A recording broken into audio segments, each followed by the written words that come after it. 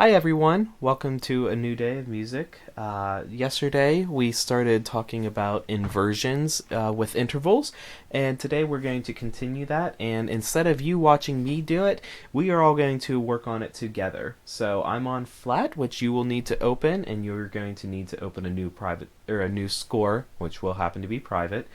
And I'm going to call mine inverting intervals because that's what we're going to do today. I don't care if this is exactly what you call yours, but this is what I'm going to call mine. So once you have it named, go ahead and click continue.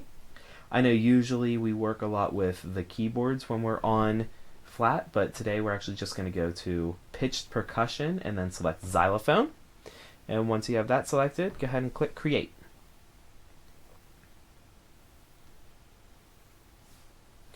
Now, this first video is actually going to be pretty simple. We're going to enter two notes and then we're going to copy and paste them a bunch of times.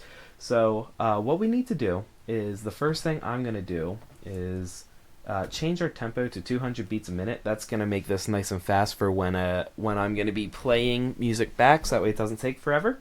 I'm also going to select half note. Now we can select half note by clicking on the half note sign up top, or on your keyboard, if you just press the number 2, it'll switch to half notes for you.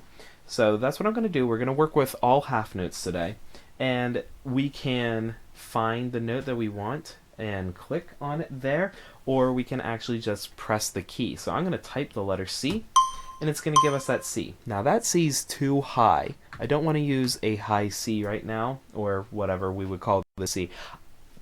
Excuse me, I want to take it back down to the C beneath it, which is middle C. Now we can do that by highlighting the note and then pressing and holding the down arrow key, or pressing the down arrow key 7 times. But here's a faster way. If you press and hold Control on your keyboard and press the down arrow, it'll automatically do that down an octave. So our first note is going to be this C, and our second note, okay, there we go. Our second note, I'm going to press C again, and it's going to want to make that the same C, but this time I do want this higher C. So I'm going to press and hold Control, and this time I'm going to press the up arrow key to pop that up the octave. So these are the two notes we have to enter. Now what we're going to do is we're going to click and drag to highlight our first measure. If we press Control and C, that'll copy it. And then we can go to the next measure. Make sure you click on that first rest. If you click on the second or third rest in this measure, you're going to mess up, or the program's going to mess up what we're trying to paste. So click on that first rest. If you press and hold Control and press V, that'll paste it for you. So right now we have 2 copies of this measure.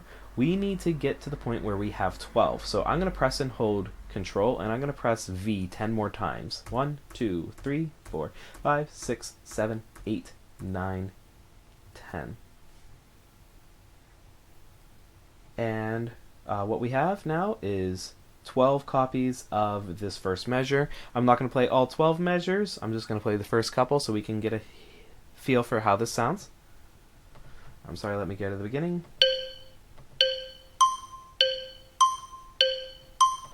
Just repeating notes in octaves, almost like a clock, like it's the tick-tock of a clock.